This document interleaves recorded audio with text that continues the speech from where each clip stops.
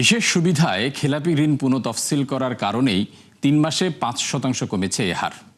এক্ষেত্রে শতাংশের বিচারে সবচেয়ে বেশি এগিয়ে রাষ্ট্রীয় মালিকানাধীন ব্যাংকগুলো, আর বেসরকারি প্রতিষ্ঠানগুলোতে টাকার অঙ্কে কমেছে ৭৩,০০০ কোটির ওপরে। বিশেষজ্ঞরা মনে করেন, রাজনৈতিক বিবেচনায় ছাড় দেয়ায় কাগজে কলমে খেলাপি ঋণ কমলেও ঝুঁকি থেকে যাচ্ছে, যা দীর্ঘ মেয়াদে, যার প্রভাব পড়তে পারে বিনিয়োগেও।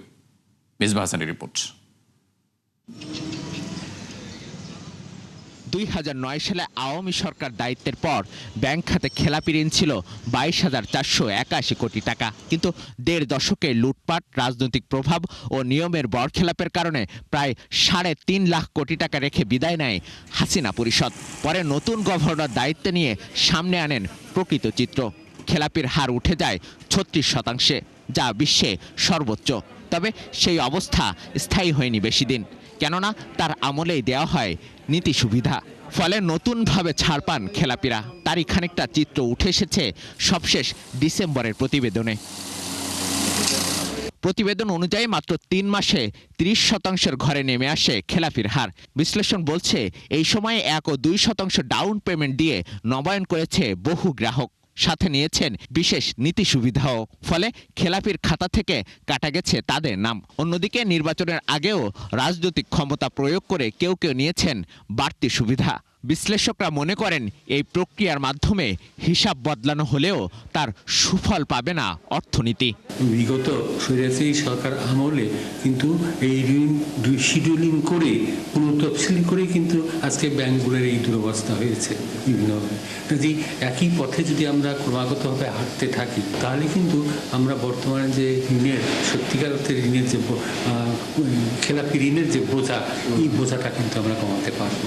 তথ্য অনুযায়ী এই সময় টাকার অঙ্কে সবচেয়ে বেশি ৭৩,৬০০ কোটি টাকা খেলাপি ঋণ কমেছে বেসরকারি ব্যাংকগুলোতে, আর ১২,৬৩৮ কোটি টাকা কমেছে সরকারি ব্যাংকগুলোর খেলাপি। বাকিটা কমেছে বিশেষায়িত ও বিদেশি প্রতিষ্ঠান থেকে। বিশ্লেষকদের মতে, নতুন গভর্নরকে কমানোর ধারা অব্যাহত রাখতে হবে রাজনৈতিক চাপের বাইরে থেকে।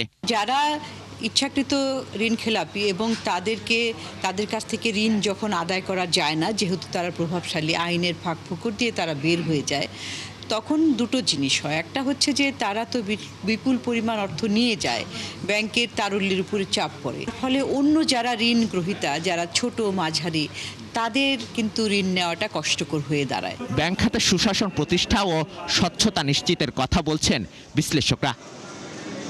মেজবাহ হাসান, ৭১, ঢাকা। মধ্যপ্রাচ্যে চলমান যুদ্ধের ফলে বাংলাদেশের অর্থনীতিতে দীর্ঘমেয়াদী প্রভাব পড়তে পারে। এছাড়াও তেল গ্যাস আমদানি বাধাগ্রস্ত হলে বিপাকে পড়বে উৎপাদনশীল খাত, এমন আশঙ্কার কথা জানিয়েছেন পেয়ারায় আয়োজিত সেমিনারে বক্তারা। দর্শক, এই মুহূর্তে সেই সেমিনার আমরা সরাসরি চলে যাচ্ছি।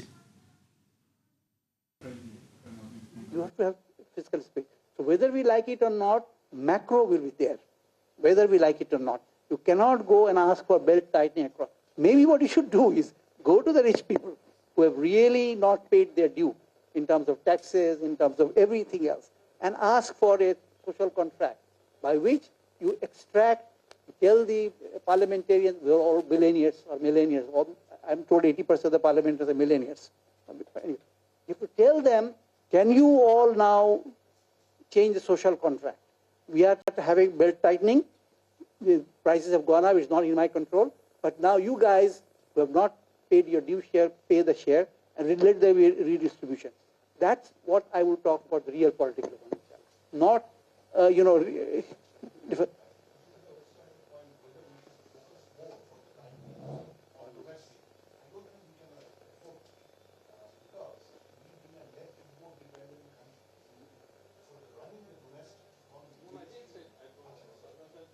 I think his point is deregulation,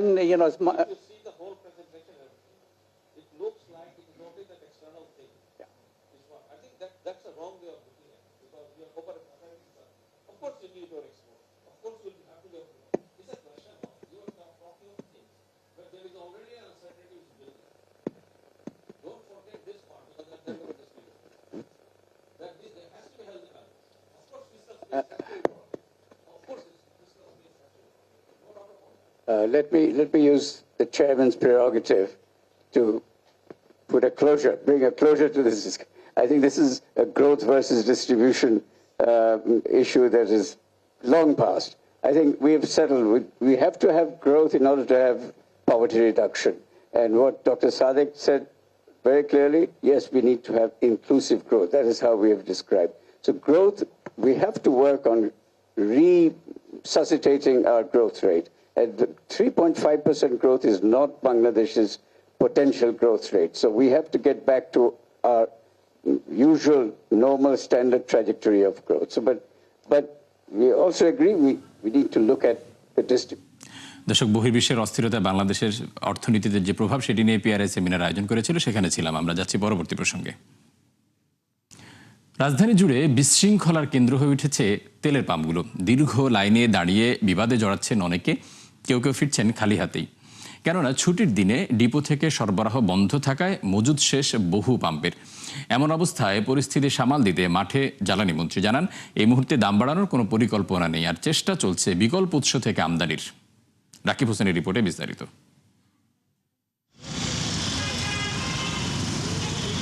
রাজধানীর বড় ফিলিং স্টেশনগুলোতে যখন তেল সরবরাহে ব্যস্ততা, তখন চারপাশে ব্যারিকেড দিয়ে ভেতরে অলস সময় পার করছেন আগারগাঁওয়ের এই পাম্পের কর্মীরা। তবু ভিড় জমাচ্ছেন জ্বালানি তেলের গ্রাহকরা। তাদের অভিযোগ, বাড়তি মুনাফার আশায় বন্ধ রাখা হয়েছে সরবরাহ। কথা বলবেন, আপনি এখানে স্টাফ না, আপনি বলেন যে আপনাদের সাথে এখানে যারা তেল নিতে আসে তারা কথা বলবে। পাম্পে তেল আছে, কিন্তু ওরা ভাবতেছে যে জনগণ চাইতেছে এই জায়গা যদি আমি বন্ধ করে রাখি, 2টা দিন বন্ধ করে যদি দামটা বাইরে যায়। আমরা ওই এখন আপনাকে খুলেও দেখাচ্ছি, এরপরে আপনি আমাকে কি আউটপুটটা দিবেন এটা আমরা দেখতে চাই। অবশেষে তোপের মুখে পাম্পের মজুদাগার খুলতে বাধ্য হয় কর্তৃপক্ষ, কিন্তু সেখানে জ্বালানির ছিটে ফোঁটাও পাওয়া যায়নি। রাজধানীর আরো বেশ কয়েকটি পাম্পের অবস্থাও ছিল একই রকম। এই যে এখন উনি একজন আসলেন, যে আপনারা দেখলেন, চেক করা হইলো, এইখানে যদি তেলটা থাকতো তাহলে এইখানে আপনারা কি করতেন? একবারে মনে করেন পুরো পাম্পের দফা রফা শেষ। মিরপুর 12 থেকে এই পর্যন্ত আসছি, সকল পাম্প বন্ধ করে রাখছে। কালকে সোহাগে আমি 1 ঘন্টা ছিলাম, পরে নামাজের টাইম হয়েছিল, চলে আসছিলাম। পরে আজকে সকালবেলা যখন যাচ্ছিলাম তখন দেখি যে বন্ধ। যানবাহনে জ্বালানি তেলের বিক্রি নিয়ে শুক্রবার নির্দেশনা জারি করে বিপিসি, যেখানে 5টি শর্ত সহ বেঁধে দেওয়া হয় বিক্রির সর্বোচ্চ সীমা, যা অনেক ক্ষেত্রেই যানবাহনগুলোর চাহিদার তুলনায় কম। ফলে পাম্পগুলোতে দীর্ঘ থেকে দীর্ঘতর হচ্ছে যানবাহনের সারি, এতে বেড়েছে ভোগান্তিও। রোজা থেকে তো কষ্ট হচ্ছে, সেই অনেক দূর থেকে ঠেলতে আসতেছে। আমার লাইফে কখনো এরকম লম্বা সিরিয়াল দিন এই ফার্স্ট। যাদের গ্যাসের গাড়ি তাদের তো হিসাব আলাদা, আর আমাদের তো পুরাই তেলের গাড়ি, তেল তো নিতেই হবে, তেল ছাড়া তো আমরা চালাইতে পারবো না। এখন তো ম্যান্ডেটরি রিসিট দেওয়াটা, এই রিসিটটা যখন পরবার তেল নেবে যে পাম্পে যাবে, এই রিসিটটা রেখে দেবে, নতুন করে রিসিট দিয়ে দিবে। এদিকে মন্ত্রী জানান, সংকটের এই সময়ে যেন কারসাজি না হয় সেজন্যই এমন সিদ্ধান্ত নেওয়া হয়েছে। এ সময় দাম না বাড়ানোর ইঙ্গিত দিয়ে তিনি বলেন, চেষ্টা চলছে বিকল্প উৎস থেকে আমদানির। আমার মজুদ আছে, কিন্তু ওই যুদ্ধ কবে থামবে কেউ তো আমরা জানি না। তা আগে থেকে আমার ঘর ঠিক করতে হবে না, সঞ্চয়তে রাখতে হবে না, সেই জন্য আমরা এই সঞ্চয়টা করছি। আমাদের আরও 2টা ভ্যাসেল আসছে 9 তারিখে, সুতরাং আমাদের যে শর্টেজ পড়ার কোনো সুযোগ নাই। বর্তমানে মোটরসাইকেলে সর্বোচ্চ 2 লিটার, প্রাইভেট কারে 10 লিটার, মাইক্রোবাসে 25 লিটার এবং দূরপাল্লার গণপরিবহন কিংবা মালবাহী ট্রাকে 220 লিটার জ্বালানি তেল বিক্রির নির্দেশনা রয়েছে। রাকিব হোসেন, 71, ঢাকা। এই সংকটে আজও পাম্পগুলোতে যানবাহনের দীর্ঘ সারি লক্ষ্য করা গেছে। এ নিয়ে বিস্তারিত জানাতে রাজধানীর তেজগাঁও পাম্প স্টেশন থেকে আমাদের সাথে যুক্ত হচ্ছেন সহকর্মী রাকিব হোসেন। আমরা যাচ্ছি তার কাছে। রাকিব, গতকালকে এবং পরশু এত পরিমাণ তেল মানুষ সংগ্রহ করেছে, বিশেষ করে বিপিসির যেই নির্দেশনা, সেই নির্দেশনা পাম্পগুলোর হাতে আসার আগেই কিন্তু এত পরিমাণ তেল মানুষ সংগ্রহ করেছে যে কারণে ইতিমধ্যে রাজধানীর বড় একটা অংশের পাম্পগুলোতে তেলের সংকট দেখা দিয়েছে। আপনি দেখতে পাচ্ছেন আমার পেছনে যে পাম্প, এটি তেজগাঁওয়ের একটি বড় ফিলিং স্টেশন। এখানে প্রায় 15,000 লিটার অকটেন এবং 15,000 লিটার ডিজেলের সংরক্ষণ থাকে প্রতিদিনের জন্য। কিন্তু গত শুক্রবার বিকেল থেকেই এখানে তেলের সংকট রয়েছে, অর্থাৎ অকটেন, ডিজেল, এই 2 ধরনের জ্বালানির কোনো ধরনের সরবরাহ তারা দিতে পারছেন না। শুধুমাত্র সিএনজি গ্যাস তারা সরবরাহ করছেন। সিএনজি গ্যাসের সরবরাহ তারা বলছেন আগের তুলনায় কিছুটা ভালো আছে, এবং যে গাড়িগুলো আপনারা দেখতে পাচ্ছেন সবগুলো গাড়ি শুধুমাত্র গ্যাস সংগ্রহ করছে। এবং পেট্রোল, অকটেন, ডিজেল সরবরাহকারী যে কর্মীরা আছেন এই পাম্পের, আপনি দেখছেন যে তারা অলস সময় পার করছেন। এবং আমরা যতটুকু জানি যে নারায়ণগঞ্জের যে ডিপো থেকে তাদের এখানে তেল আসার কথা, আজকে 9,000 লিটার অকটেন এবং 4,500 লিটার ডিজেল সরবরাহ করবে তাদেরকে, কিন্তু সেই তেলের ট্রাক কখন এসে এই পাম্পে পৌঁছায় সেটা এখনো নিশ্চিত নয়, যে কারণে তারা আসলে সুনির্দিষ্ট করে বলতে পারছেন না যে কখন থেকে তারা জ্বালানি তেল সরবরাহ শুরু করতে পারবেন। আমরা এখানে আরো একটি বিষয় দেখেছি যে যানবাহনগুলোর পাশাপাশি কিন্তু যারা বিদ্যুৎ চলে গেলে অর্থাৎ লোডশেডিং এর সময় জেনারেটরের মাধ্যমে বিদ্যুৎ সঞ্চালন করে অভ্যন্তরীণভাবে, বিশেষ করে টেলিকমিউনিকেশনের বা আইটি সেক্টরে যে প্রতিষ্ঠানগুলো কাজ করে তাদের কিন্তু বিদ্যুতের খুবই প্রয়োজন। তো তারা কিন্তু জ্বালানি তেল পাচ্ছেন না জেনারেটর চালানোর জন্য, সেক্ষেত্রে কিন্তু সেই ধরনের সেবা আসলে ব্যাহত হওয়ার একটা আশঙ্কা তৈরি হয়েছে। তো সব মিলিয়ে বলা যাচ্ছে যে জ্বালানি তেলের এখন যে সংকট দেখা যাচ্ছে সেটা আসলে গত 2 দিনের যে সাপ্তাহিক ছুটি ছিল সে কারণে সরবরাহ বন্ধ থাকায় এই সংকট তৈরি হয়েছে। মন্ত্রীর আশ্বাস অনুযায়ী যদি আজকে সরবরাহ ঠিক হয় তাহলে হয়তো এই সংকট কেটে যাবে। ফারুক, রাকিব, আপনাকে অসংখ্য ধন্যবাদ। দর্শক, রাজধানী তেজগাঁও থেকে জ্বালানি পরিস্থিতি বিষয়ে জানাচ্ছিলেন সহকর্মী রাকিব হোসেন। আমরা যাচ্ছি পরবর্তী প্রসঙ্গে। আবারও অস্থির মুরগির বাজার। কেজিতে 30 টাকা পর্যন্ত বেড়েছে ব্রয়লার ও সোনালী মুরগির দাম। 1 কেজি ব্রয়লার কিনতে গুনতে হচ্ছে 210 টাকা, যা আগে পাওয়া যেত 170 থেকে 180 টাকায়। রমজানের মধ্যভাগে এসেও বাড়তি দামে বিক্রি হচ্ছে অধিকাংশ সবজি। মিসবাহ হাসানের রিপোর্ট। কারওয়ান বাজার থেকে নিয়মিত সদাই কেনেন শাহাদাত শাওন। প্রতিবারের মতো আজও বাজার করতে এসে হঠাৎ অস্বস্তিতে মধ্যবিত্ত সংসারের এই কর্তা, কারণ বাজারের ব্রয়লার ও সোনালী মুরগির দাম কেজিতে বেড়েছে 30 থেকে 40 টাকা। গেল সপ্তাহে যে ব্রয়লার মুরগি 180 টাকা কিনেছেন শাওন, এবার তা কিনতে গুনতে হচ্ছে 210 টাকা, আর 280 টাকার সোনালী মুরগি কিনছেন 320 টাকায়। এছাড়া বাড়তি দাম দেশি মুরগিতেও। বলতেছে একদম 210 টাকা কেজি, এটা কয়দিন আগে কিনছি 180-75 টাকা, আজকে অনেক চড়া দাম। ভাই সব মালের দামে বাড়ছে, গাড়ি আসতে মাল পাই না, বাজারে যাইলে মাল নাই, দাম কিন্তু বেশি দাম দিয়া। এদিকে স্বস্তি নেই কাঁচা বাজারেও। রমজানের শুরু থেকে এখনো কিছু সবজির দাম কমতির দিকে থাকলেও অধিকাংশই বাড়তির ঘরে।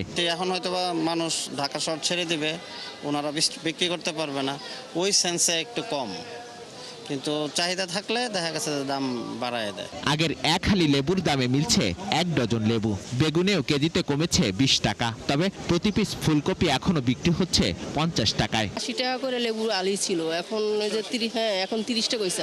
না কম না, কারণ রমজানে সবসময় বাড়ে। এদিকে বাজারে নতুন সবজি ঢেঁড়স, পটল সহ অধিকাংশই শতকের ঘরে, ফলে বাড়তি দামের তুলনায় আয় না বাড়ায় হিমশিম খেতে হচ্ছে ভোক্তাদের। মানুষের আয়ের সাথে বাজারের সামঞ্জস্যতা এক না হলে তো চলা খুবই কষ্টকর। আমার যে আয় সেটা আমার মাসের প্রথমে শেষ, মুদি বাজারে শেষ হয়ে যায়। এগুলো আমার আত্মীয় স্বজন থেকে বিভিন্নভাবে নিতে হয় টাকা পয়সা, তারপর সংসার চালাতে হয়। বেগুন বেচা 60-70 টাকা ব্যস্ত আছি, আগে আসলে 100 বেচতাম, কেজিতে 30 টাকা কমছে।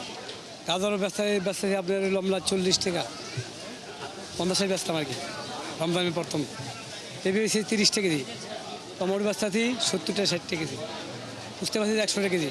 এখনো বাড়তি দামে কিনতে হচ্ছে নানা জাতের ফল। আগের বাড়তি দামে বিক্রি হচ্ছে রমজানের ভোগ্যপণ্য।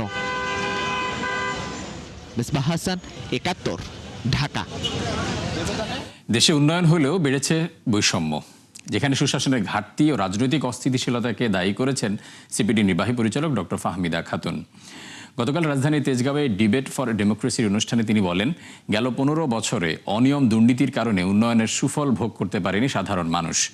এছাড়া রাষ্ট্রের প্রতিটি প্রতিষ্ঠানকে রাজনীতিকরণ করায় ভঙ্গুর অবস্থায় অর্থনীতি, ফলে অর্থনীতিকে স্থিতিশীল করতে রাজনীতির চেয়ে যোগ্যতা ও দক্ষতাকে বেশি গুরুত্ব দেবে নতুন সরকার, এমন প্রত্যাশা এই অর্থনীতিবিদের। ইরান ইসরায়েল যুদ্ধে অস্থির মধ্যপ্রাচ্য। হামলা, আতঙ্ক, আকাশসীমা বন্ধে বাতিল হয়েছে 23,000-এর বেশি ফ্লাইট, ফলে বিপাকে 10 লাখের বেশি মানুষ। সরবরাহ সংকটে এরই মধ্যে 80% বেড়েছে জেট ফুয়েলের দাম, বাড়তে পারে বিমান টিকিটের দামও। এমন পরিস্থিতিতে হুমকির মুখে প্রায় $12 ট্রিলিয়ন ভ্রমণ শিল্প। দাদি ইসলাম তুলির রিপোর্টে বিস্তারিত। ইরান ইসরায়েল টানা সংঘাতে বিপর্যয়ের মুখে বৈশ্বিক অ্যাভিয়েশন খাত। মধ্যপ্রাচ্যের আকাশপথে নজিরবিহীন অস্থিরতায় বাতিল হচ্ছে একের পর এক ফ্লাইট। যুদ্ধ শুরুর পর থেকে এখন পর্যন্ত 23,000 ফ্লাইট বাতিল হওয়ায় ক্ষতিগ্রস্ত 10 লাখের বেশি মানুষ, যা করোনা মহামারীর পর সবচেয়ে বড় বিপর্যয়। গেল 28 ফেব্রুয়ারি থেকে ইরান, ইসরায়েল, কাতার, ইরাক, বাহরাইন, কুয়েত এবং সিরিয়ার আকাশসীমা প্রায় বন্ধ থাকায় ভেঙে পড়েছে আঞ্চলিক বিমান যোগাযোগ ব্যবস্থা। অক্সফোর্ড ইকোনমিক্সের মতে সংঘাতের কারণে চলতি বছর মধ্যপ্রাচ্যে পর্যটক কমতে পারে 27% পর্যন্ত, ফলে ক্ষতি হতে পারে কয়েক বিলিয়ন ডলার। বিমান জ্বালানির প্রধান উৎস উপসাগরীয় অঞ্চল থেকে ইউরোপের আমদানির প্রায় 50% আসে, যার বেশিরভাগই হয় হরমুজ প্রণালী দিয়ে। চলমান সংঘাতে সরবরাহ ব্যাহত হয় হু হু করে বাড়ছে জেট ফুয়েলের দাম। যেখানে উত্তর পশ্চিম ইউরোপে দাম ছিল প্রতি টন $830, হামলার পর থেকে তা বেড়ে হয়েছে $1500-এরও বেশি। বিশ্লেষকদের মতে গ্রীষ্মকালীন ছুটির আগে জেট ফুয়েলের দাম নাটকীয়ভাবে বাড়লে বাতিল হতে পারে অসংখ্য ফ্লাইট। এছাড়া মধ্যপ্রাচ্যের আকাশসীমা এড়িয়ে বিকল্প পথে যাত্রায় প্রতি ঘন্টায় বাড়তি খরচ গুনতে হবে $10,000। এদিকে চলতি সপ্তাহে এ খাতে বিমা প্রিমিয়ামের খরচ বেড়েছে 18%। World travel and tourism council বলছে, এভাবে চলতে থাকলে বড় ধরনের হুমকিতে পড়বে $12 ট্রিলিয়ন অ্যাভিয়েশন শিল্প। নাদিয়া ইসলাম তুলি, ৭১। দর্শক, এ ছিল ৭১ বিজনেসের এখনকার আয়োজনে। সরাসরি সংবাদ অনুষ্ঠান দেখতে চোখ রাখুন ৭১-এর ফেসবুক পেজ এবং সাবস্ক্রাইব করুন ৭১-এর ইউটিউব চ্যানেল। থাকুন ৭১-এর সাথে।